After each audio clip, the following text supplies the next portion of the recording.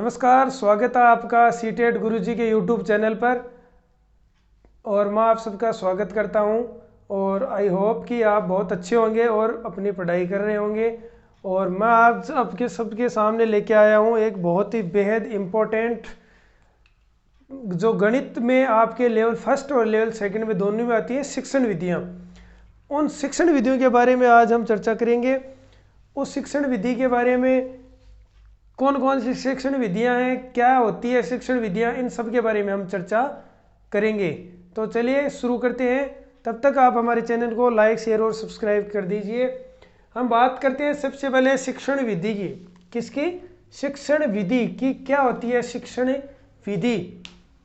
देखिए, शिक्षण विधि वह तकनीक या वह प्रक्रिया कह सकते हैं जिसके द्वारा शिक्षण को सरल, क्या कर सकते हैं, शिक्षण को सरल, रोचक, आकर्षित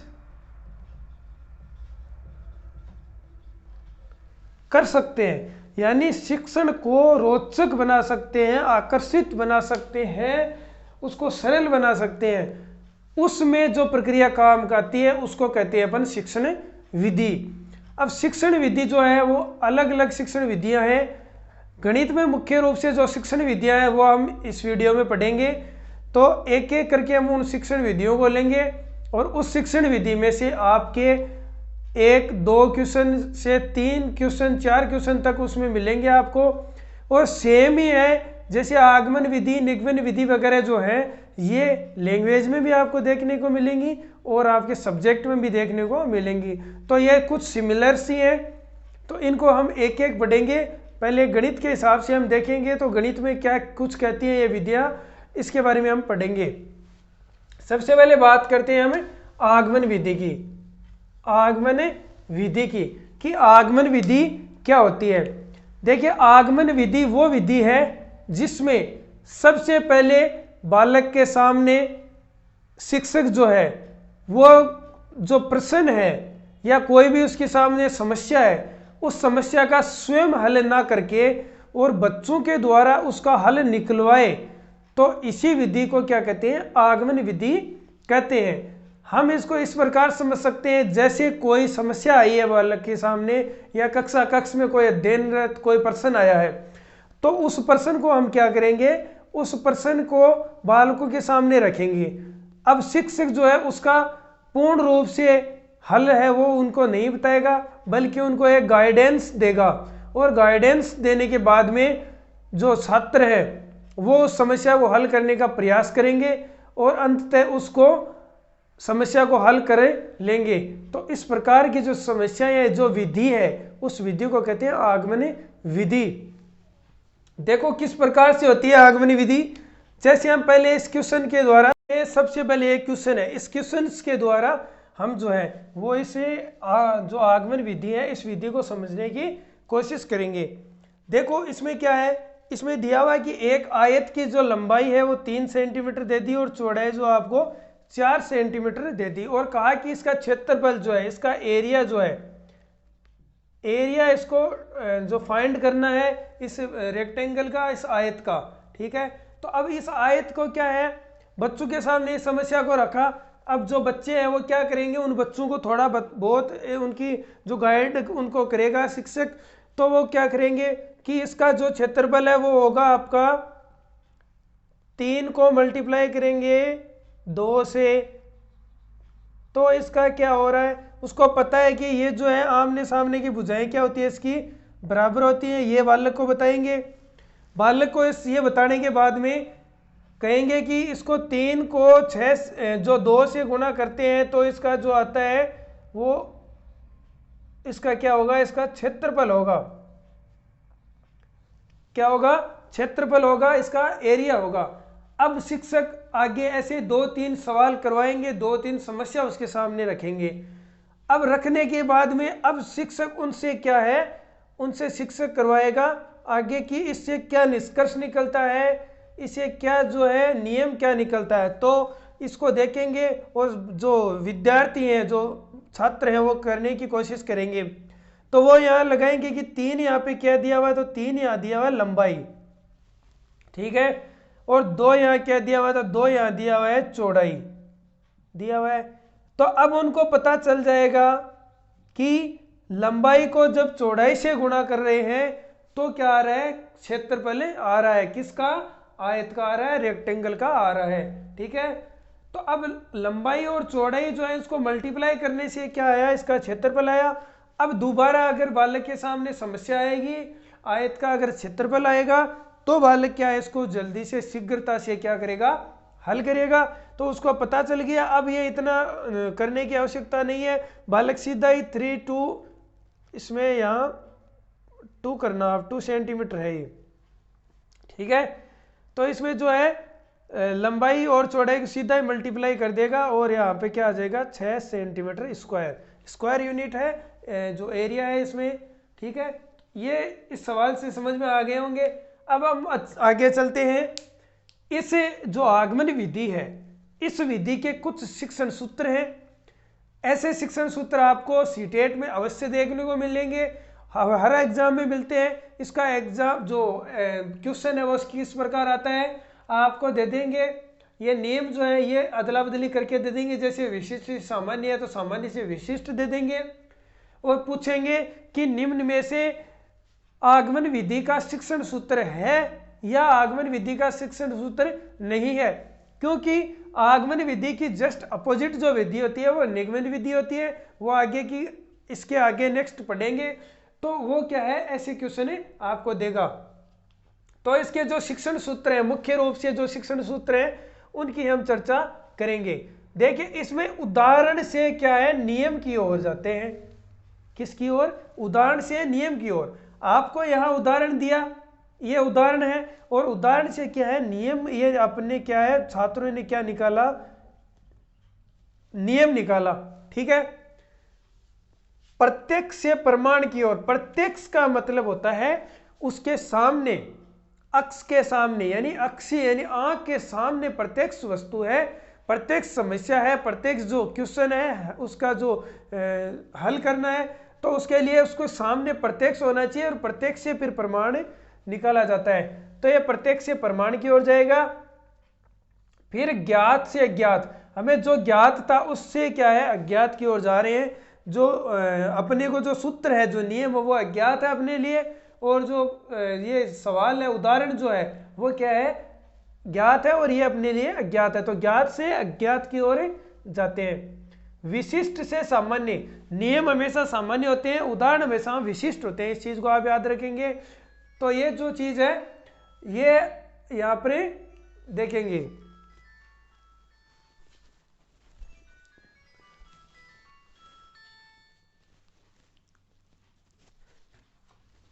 ठीक है, तो ये था शिक्षण सूत्र। पहला है उदाहरण से नियम की ओर, प्रत्यक्ष से प्रमाण की ओर, ज्ञात से अज्ञात की ओर और विशिष्ट से सामान्य की ओर। ये मुख्यतः शिक्षण सूत्र हैं, इनको आप ध्यान रखना।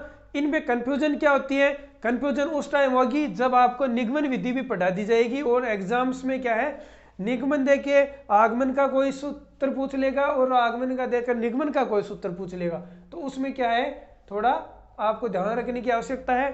इसके बाद में हम चलते हैं सोपान की तरफ।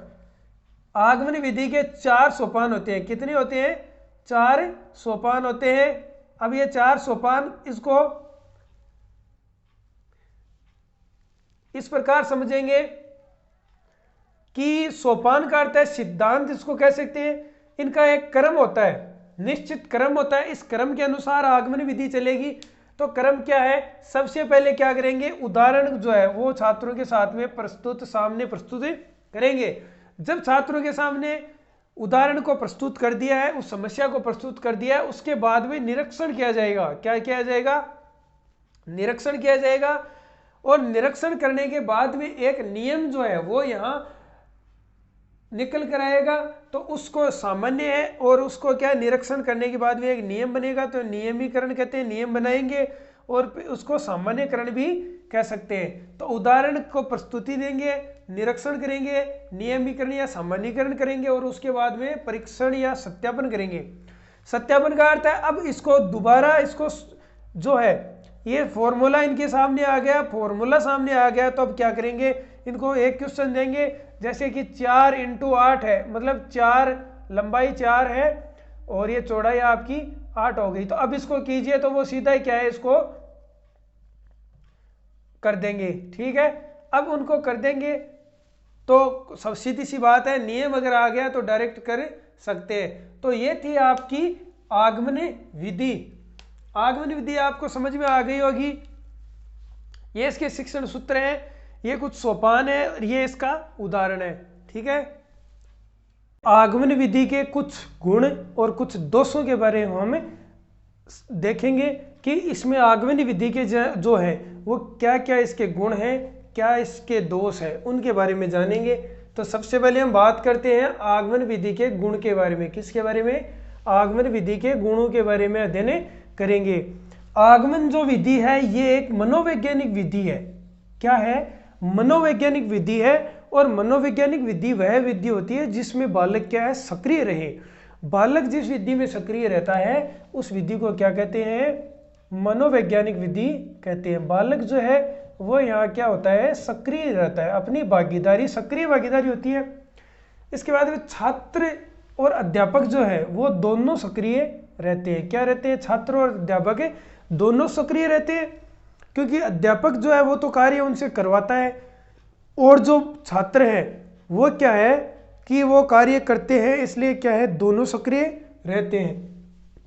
इस विधि से प्राप्त जो ज्ञान है वो प्राय कैसा होता है, स्थायी ज्ञान होता है, क्योंकि शिक्षक जो है वो करके सीखता है। और एनसीईआरटी क्या कहती है कि करके सीखने पर ही क्या होता है, जो शिक्षा है वो कैसी होनी चाहिए, करके सीखने वाली होनी चाहिए। जब तक बालक करके नहीं सीखेगा बालक अच्छे से सीख नहीं पाता। तो इसलिए कहा गया कि जो ज्ञान है वो स्थायी होता है, क्योंकि बालक करके इसमें सीखता है। बालकों को खोजी प्रवृत्ति का विकास होता है। खोजी प्रवृत्ति को जन्म मिलता है, जन्म देती है ये विधि, क्योंकि बालक खोजता है, अपने दिमाग को जो चलाता है, चिंतन करता है, मनन करता है, उसके बाद में क्या है, जो नियम है उस नियम को निकालने की कोशिश करता है। इसलिए जो है ये खोजी प्रवृत्ति को क्या है, जन्म देती है। उच्च प्राथमिक कक्षाओं के लिए उपयोगी है। उच्च प्राथमिक जो कक्षाएं हैं उनमें यह अधिक उपयोगी है, क्योंकि प्राथमिक जो कक्षाएं हैं उनमें जो छोटे बालक हैं उनमें अमूर्त बुद्धि नहीं होती है, मूर्त बुद्धि होती है। इसलिए उनके सामने जो होता है तो उनके लेवल से थोड़ा ये हाई होता है। इसलिए उच्च प्राथमिक की जो कक्षाएं हैं उन कक्षाओं के लिए जो है वो महत्वपूर्ण विधि है। कौन सी? आगमन विधि। फिर हम चलते हैं, इसके कुछ दोष हैं। वो दोष कौन कौन से हैं? सबसे पहले कि इसमें समय और जो परिश्रम है वो अधिक लगता है। आपको पता है जब करके सीखेगा, हर चीज़ को बालक करेगा, हर चीज़ जो शिक्षक उसको करवाएगा, समझाएगा, तो उसमें क्या है, समय और परिश्रम जो है वो क्या करेगा, अधिक लगेगा। इसमें जो संपूर्ण पाठ्यक्रम है उसको करवाना असंभव है। संपूर्ण पाठ्यक्रम को अगर आगमन विधि के द्वारा करवाएंगे तो इसमें बहुत अधिक समय व्यतीत होगा, और जब समय अधिक लगेगा तो कोर्स जो है, जो सिलेबस है वो समय पर नहीं हो पाएगा। ठीक है, यह एक लंबी विधि है, लंबी प्रोसेस है इसकी, क्योंकि इसमें जो आपके 4 सोपान बताए थे, उदाहरण प्रस्तुति से लेकर सत्यापन तक, वो सारे चारों प्रोसेस जो है वो करने पड़ते हैं। आगे नेक्स्ट है, इस विधि पर आधारित पाठ्य पुस्तकों की क्या है, कमी है। अब ये विधि तो है, अच्छी विधि है, बहुत अच्छी विधि बोलते हैं इसको, गणित के अंदर इसको बहुत इम्पोर्टेंट जो है इस शिक्षण विधि में लिया जाता है। लेकिन इसमें क्या है, पाठ्य पुस्तकों की कमी है, और जब बुक्स नहीं होंगी विद्यार्थियों के पास तो सीखना क्या है, थोड़ा कठिन हो जाएगा। नेक्स्ट है, इस विधि में जो है प्रशिक्षित और अनुभवी अध्यापकों की आवश्यकता होती है, जो अपने इस जो हमारे चारों तरफ का जो शिक्षा परिवेश है, इस परिवेश में ऐसे अध्यापकों की कमी जो है वो है। तो कमी होने के कारण क्या है, इस विधि को जो है वो अधिक अध्यापकों की कमी के कारण इसको पढ़ा नहीं सकते, बल्कि ये अच्छी विधि है। इसके बाद में जो आगे विधियाँ आएंगी उनसे ये अच्छी है, क्योंकि इनमें बालक करके सीखता है। तो लेकिन इसमें क्या है, अनुभवी और प्रशिक्षित जो शिक्षक हैं उनकी विशेष कमी यहाँ पर मिलती। निगमन विधि। निगमन विधि क्या है, क्या इसके शिक्षण सूत्र हैं, क्या इसके गुण दोष हैं, एग्जाम्स में क्वेश्चन किस प्रकार आएंगे, ये सारी चीजें निगमन विधि में पढ़ेंगे। निगमन विधि जो है वो बिल्कुल विपरीत विधि है किसकी, आगमन विधि की। विपरीत है किसके, आगमन विधि के। कैसे, देखिए आगमन विधि में अपन ने क्या किया था, सबसे पहले उदाहरण प्रस्तुत किया, क्रम वाइज चलते गए, लास्ट में अपन ने एक नियम को क्या है निकाला, एक सूत्र को निकाला। वो नियम और सूत्र निकालने के बाद में उसका परीक्षण किया, उसका सत्यापन किया। ये किस में किया अपन ने, आगमन की विधि में किया।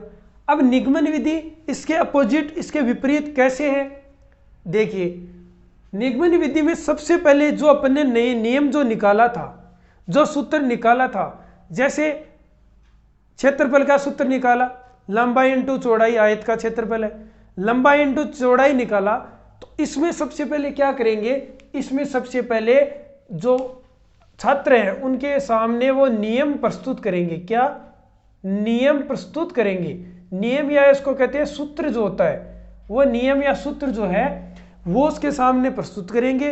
तो उसको ज़्यादा जो है वैसे ही उसको चिंतन करने की, तर्क करने की आवश्यकता ही नहीं है। क्यों, क्योंकि उसको नियम तो ऑलरेडी दे दिया गया है। तो वो क्या करेगा, सीधे ही नियम के आधार पर उस समस्या का, उस सवाल का, उस क्वेश्चंस का हल निकालने की कोशिश करेगा। तो ये कुल मिलाकर इसमें जो है वो सक्रिय बालक बहुत कम रहता है, इसमें सक्रिय नहीं रहता है। जो शिक्षक बता देता है उस शिक्षक की जो बातें हैं उनको आगे बढ़ाता है, शिक्षण सूत्र जो नियम या सूत्र है उनके आधार पर आगे चलता रहता है। अब आगे इसके कुछ शिक्षण सूत्र हैं, ये भी आपको सिंपल है, कोई दिक्कत नहीं है, क्योंकि आगमन ने आप में पढ़ा है, आगमन के जस्ट विपरीत इसमें है। तो सबसे पहले बात करते हैं, तो नियम जो होता है, सूत्र या नियम, इसको याद रखो। नियम, निगमन जो है उसमें नी है, नियम में नी है, यानी निगमन नियम, ठीक है। तो नियम से उदाहरण की ओर जाते हैं, उसमें उदाहरण से नियम की ओर, किसमें, आगमन में, ठीक है। सामान्य से विशिष्ट की ओर, उसमें था विशिष्ट से सामान्य की ओर, सूक्ष्म से स्थूल की ओर। नियम हमेशा सूक्ष्म होता है और उदाहरण स्थूल होता है, तो इसमें सूक्ष्म से स्थूल की ओर, उसमें स्थूल से सूक्ष्म की ओर जाया जाता है। अज्ञात से ज्ञात की ओर, उसमें पहले ज्ञात था, उदाहरण था, उससे नियम की ओर गए। इसमें जो अज्ञात है, नियम है, उससे हम ज्ञात की ओर जाएंगे, ठीक है। प्रमाण से प्रत्यक्ष की ओर, उसमें था प्रत्यक्ष से प्रमाण की ओर, लेकिन इसमें है प्रमाण से प्रत्यक्ष की ओर। यह शिक्षण सूत्र है, इसमें भी वही क्वेश्चन पूछते हैं। निम्न में से शिक्षण सूत्र निगमन विधि का है, ऑप्शन अलग देते हैं 3। फिर पूछते हैं निम्न में से शिक्षण सूत्र निगमन विधि का नहीं है, उसमें 3 दे देंगे, एक आपको आगमन का डाल दिया जाएगा। तो कन्फ्यूजन होने वाली स्थिति है, क्योंकि जब साथ में पढ़ेंगे हम आगमन और निगमन विधि, तो क्या हो जाएगा, नियम उदाहरण, उदाहरण नियम, सामान्य विशिष्ट, विशिष्ट सामान्य, सूक्ष्म स्थूल, ज्ञात अज्ञात, तो इनमें थोड़ा कन्फ्यूजन होए बगैर नहीं रहते हैं, इसलिए इनको ध्यान से पढ़ने की आवश्यकता है। ये थे इसके शिक्षण सूत्र, इसकी सामान्य जानकारी जो ज़्यादा नहीं है, इसमें इतना ही है कि सबसे पहले जो आपका नियम है वो छात्रों को बता दिया जाता है, सूत्र है वो छात्रों को बता दिया जाता है, और उसके आधार पर समस्या का हल छात्र निकाल लेते हैं। अब इसको देखिए, सबसे पहले इसके कुछ दोष बात करते हैं, गुणों की बातें बाद में करेंगे, पहले इस बार हम दोषों की बातें करेंगे। दोष इसमें क्या क्या है, क्या क्या इसमें कमियां हैं। यह विधि जो है एक अमनोवैज्ञानिक विधि है। क्यों, क्योंकि इसमें छात्र को पहले से ही जो नियम या सूत्र बता दिए जाते हैं, तो छात्र जो है अधिक कार्यरत नहीं करेगा, तर्क वितर्क चिंतन नहीं करेगा। इसलिए ये विधि जो है ये अमनोवैज्ञानिक विधि है। लेकिन जो आगमन विधि थी वो क्या थी, वो मनोवैज्ञानिक विधि थी। इस विधि में रटने की प्रवृत्ति का विकास होता है, या रटने की प्रवृत्ति पर बल दिया जाता है। कैसे दिया जाता है, उसको सूत्र बता दिया तो वो सूत्र को रटने की कोशिश करेगा, और सूत्र को रटने की कोशिश करेगा तो इसमें निरस्तता का भाव आएगा। अमनोवैज्ञानिक विधि इस कारण भी कह सकते हैं। तो रटने की प्रवृत्ति पर बल देता है। प्राप्त ज्ञान जो है वो अस्थायी होता है, क्योंकि इसमें स्थायी नहीं होगा। नियम है, अगर परीक्षा में नियम को भूल गए, किसी सूत्र को भूल गए, तो उसका पूरा जो क्वेश्चन है वो हल नहीं हो पाएगा। लेकिन आगमन विधि में अगर आपको आवश्यकता नहीं है नियम की, क्योंकि नियम वहाँ निकाला जाता है, तो भूलने की आवश्यकता वहाँ भी कम पड़ती है। इसलिए ये ज्ञान जो है वो अस्थायी ज्ञान है और आगमन विधि का स्थायी ज्ञान है। कक्षा कक्ष में जो वातावरण है उसको नीरसता में बदल देती है, नीरस हो जाता है वातावरण जो है, उसमें कोई रस नहीं होता है, कोई छात्र जो है एक्टिव नहीं रहता है, इस प्रकार का वातावरण हो जाता है। ठीक है। तर्क शक्ति का विकास नहीं होता है। क्यों? क्योंकि वो नियम या सूत्र को सीधा ही क्या करेगा, रटने की कोशिश करेगा, तो उसमें क्या है, तर्क शक्ति का विकास नहीं होता है। और अवैज्ञानिक विधि भी है। क्या है? अवैज्ञानिक विधि है, अमनोवैज्ञानिक भी है और अवैज्ञानिक विधि भी है।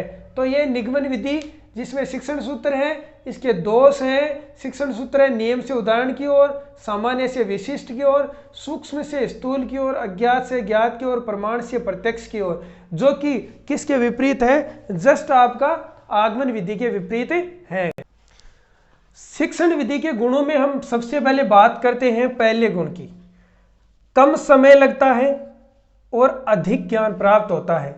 कैसे? समय इसमें कम इसलिए लगता है क्योंकि सबसे पहले शिक्षक छात्रों के सामने नियम को प्रस्तुत करता है। नियम को प्रस्तुत करने के बाद में उस नियम के आधार पर जो है शिक्षक तुरंत ही, जो छात्र है तुरंत ही उस समस्या का हल कर देते हैं, उस सवाल का हल कर देते हैं। तो इस प्रकार से उनको क्या है, ज्ञान की जो है अधिक प्राप्ति होती है और समय क्या है, कम लगता है। लेकिन आगमन विधि में उनको पूरा निकालना पड़ता है नियम को, इसलिए उसमें समय या परिश्रम अधिक लगता है। सेकंड है इसमें गणित शिक्षण अध्ययन का कार्य जो है वो सरल हो जाता है। सरल ऐसे होता है कि इसमें सबसे पहले बालक को क्या है, नियम बता दिए जाते हैं और नियम बताने के बाद में जो है वो उसका हल जो है वो कर दिया जाता है, जो क्वेश्चन है उसका हल निकाल दिया जाता है उस नियम के बेस पर ही। तो इसलिए क्या है, कार्य जो है सरल है। अगर हम आगमन विधि से उसको कर रहे हैं तो वो नियम प्रोसेस जो है वो लंबी हो जाएगी, इसलिए उसका जो कार्य है वो सरल नहीं होता है, इसलिए निगमन विधि का कार्य सरल होता है। बालकों की स्मरण शक्ति जो है उसका विकसित होना तय है, इसमें उसका विकास होगा। क्यों होगा?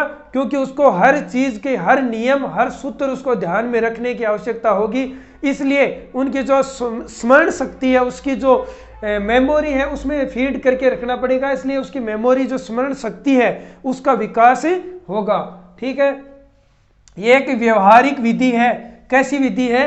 तो निगमन एक व्यवहारिक विधि है, व्यवहार में ये ली जाती है। अधिकतर जो अध्ययन अध्यापन जो किया जाता है वो निगमन विधि के द्वारा किया जाता है। ठीक है। जो व्याख्यान विधि है उसके जो निगमन विधि के आधार पर ही व्याख्यान विधि का किया जाता है, वो आगे हम पढ़ेंगे। लेकिन इसको क्या है, व्यवहारिक विधि कह सकते हैं, व्यवहार की विधि कह सकते हैं। शिक्षक व छात्र दोनों को कम परिश्रम करना पड़ता है, ये पहले बता दिया था कि कम समय लगता है, कम परिश्रम करना पड़ता है। क्यों? क्योंकि इसको सीधे डायरेक्ट जो है नियम के आधार पर समस्या का हल जो है वो यहाँ निकाला जाता है। ज्ञानार्जन तीव्र गति से होता है। क्यों? क्योंकि उसको नियम के आधार पर तुरंत ही क्या है, सवाल का हल, समस्या का हल जो है वो यहाँ देखने को मिल जाता है, समस्या का हल तुरंत कर देता है। तो इससे क्या होगा, ज्ञानार्जन तीव्र गति से होगा, ज्ञान जो है वो अधिक मात्रा में होगा। ठीक है। आगे की बात करते हैं। इस विधि पर आधारित पाठ्य पुस्तकें उपलब्ध हैं, क्योंकि जो जितनी भी पाठ्य पुस्तकें हैं जो हमारे बोर्ड्स में चलती हैं, आरबीएसई में चलती हैं, सीबीएसई में चलती हैं, एनसीईआरटी वगैरह की जो भी हैं, ये सारी जो हैं ये पाठ्य पुस्तकें किस विधि पर आधारित हैं? तो ये निगमन विधि पर आधारित है। लगभग विधियां जो हैं, जो पुस्तकें हैं, लगभग जो पुस्तकें हैं वो निगमन विधि के आधारित होती है। कुछ एक उसमें आगमन विधि के भी एग्जाम्पल्स होते हैं, लेकिन इस जो निगमन विधि है, इस निगमन विधि पर आधारित पुस्तकें उपलब्ध बाजार में बहुत संख्या में है। इसलिए इस विधि का अधिक प्रयोग किया जाता है। और जो आगमन विधि है उस विधि की जो है पुस्तकें, पाठ्य पुस्तकें मिलना बहुत मुश्किल है। रियर केस में बहुत एक आध पुस्तकें मिल सकती हैं, बाकी इसमें जो है पुस्तकें उपलब्ध नहीं है। तो इसकी जो निगमन विधि की पाठ्य पुस्तकें उपलब्ध होती हैं, इसलिए इसको अधिक काम में लिया जाता है। ये सरल है, अधिक ज्ञान देती है, कम समय में होता है। निगमन विधि है आगमन विधि के विपरीत विधि है। ठीक है, ये सारी चीजें थी आगमन और निगमन विधि के बारे में जो अपने पढ़ा। इसके बाद में आगे की जो विधियां हैं वो अपन नेक्स्ट वीडियो में देखेंगे। तब तक के लिए आप हमारे चैनल को लाइक, शेयर और सब्सक्राइब करना ना भूलें। आप हमारे चैनल को लाइक, शेयर और सब्सक्राइब करोगे तो हम आपके लिए बेहद ही इंपॉर्टेंट विषय वस्तु आपके सामने प्रस्तुत करेंगे, जिससे आपको आने वाली सीटेट्स की जो एग्जाम्स हैं उनमें आपको निश्चित रूप से फायदा होगा, निश्चित रूप से आप उसको क्रैक कर पाओगे और आपके आगे का भविष्य जो है वो यहाँ से शुरू होगा। क्योंकि ये बेस है, ये एक पात्रता परीक्षा है। इस पात्रता परीक्षा के आधार पर आप अनेक परीक्षाएं दोगे, जैसे KVS है, नवोदय विद्यालय है, आर्मी विद्यालय है, इनके अनेक जो बोर्ड्स हैं उनमें भी इनको सीटेट क्वालिफाई होता है। तो इसलिए आपके लिए इम्पोर्टेंट है सीटेट को क्रैक करना। तो आप क्रैक अवश्य कर जाओगे, बिल्कुल आपको इतनी विषय वस्तु उपलब्ध करा दी जाएगी जिससे आप क्या है क्रैक कर सकते हो। तो आप हमारे चैनल को लाइक, शेयर, सब्सक्राइब कीजिए। तब तक के लिए थैंक यू, जय हिंद, वंदे मातरम।